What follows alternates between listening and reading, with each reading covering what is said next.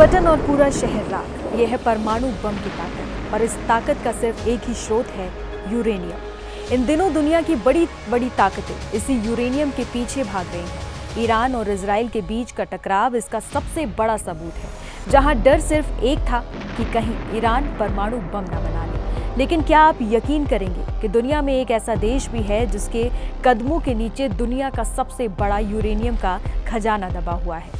लेकिन वो देश ना तो उस खजाने से बिजली बनाता है और ना ही कोई हथियार। वो अपनी तिजोरी की चाबी दूसरों को सौंप देता है। ये कहानी है उस देश की जो परमाणु शक्ति का बादशाह होकर भी लाचार दिखता है। नमस्कार, मैं हूं अनुश्री गुप्ता और आज हम उस पहेली को सुलझाने जा रहे हैं जिसने पूरी दुनिया को हैरान कर रखा है। जब हम न्यूक्लियर पावर की बात करते हैं तो हमारे दिमाग में अमेरिका, रूस या चीन का नाम सबसे पहले आता है, लेकिन यूरेनियम का असली बादशाह है ऑस्ट्रेलिया। आंकड़े देखिए और हैरान हो जाइए। दुनिया का लगभग 1/3 यानी करीब 17 लाख टन यूरेनियम अकेले ऑस्ट्रेलिया की जमीन के नीचे है। उसकी ओलंपिक डैम और 4 माइल जैसी खदानें दुनिया के लिए यूरेनियम उगलती हैं।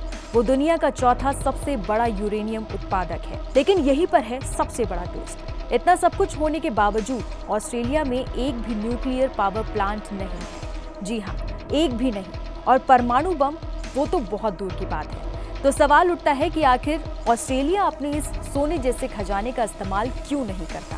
क्या उसके पास टेक्नोलॉजी नहीं है या कोई और मजबूरी है? इसका जवाब किसी सरकार या सेना में नहीं, बल्कि ऑस्ट्रेलिया की आम जनता में छिपा है। ये कहानी है दुनिया के सबसे सफल और लंबे चले एंटी न्यूक्लियर मूवमेंट की। 1970 के दशक में जब फ्रांस ने परमाणु परीक्षण किए तो ऑस्ट्रेलिया के लोगों में डर और गुस्सा भर गया। पर्यावरण कार्यकर्ताओं, वैज्ञानिकों और आम लोगों ने मिलकर सड़कों पर आंदोलन छेड़ दिया। मूवमेंट अगेंस्ट यूरेनियम माइनिंग जैसे संगठनों ने सरकार पर इतना दबाव बनाया कि कोई भी सरकार न्यूक्लियर पावर या हथियार की तरफ देखने की हिम्मत नहीं कर सकी।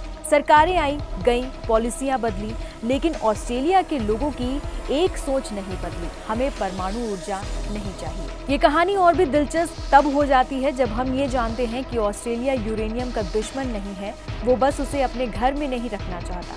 वो हर साल हजारों टन यूरेनियम दूसरे देशों को बेचता है और मोटी कमाई करता है। उसकी कुल ऊर्जा निर्यात का 17% हिस्सा इसी यूरेनियम से आता है। मतलब एक ऐसा देश जो खुद कोयले पर निर्भर है, लेकिन अपने सबसे साफ और शक्तिशाली ऊर्जा स्रोत को हाथ तक नहीं लगाता, क्योंकि उसके लोगों को डर है कि कहीं ये ताकत विनाश का कारण न बन जाए। तो एक तरफ अमेरिका, रूस, चीन, भारत जैसे देश हैं जो न्यूक्लियर क्लब का हिस्सा बनने के लिए हर कोशिश करते हैं। वहीं दूसरी तरफ ऑस्ट्रेलिया है जो सबसे बड़ा खजाना हाथ में होते हुए भी इस रेस से बाहर खड़ा है। ये कहानी हमें सोचने पर मजबूर करती है। क्या असली ताकत परमाणु बम बनाने में है या फिर अपने सिद्धांतों पर टिके रहकर उसे ना कहने में? ऑस्ट्रेलिया ने अपना रास्ता चुन लिया है।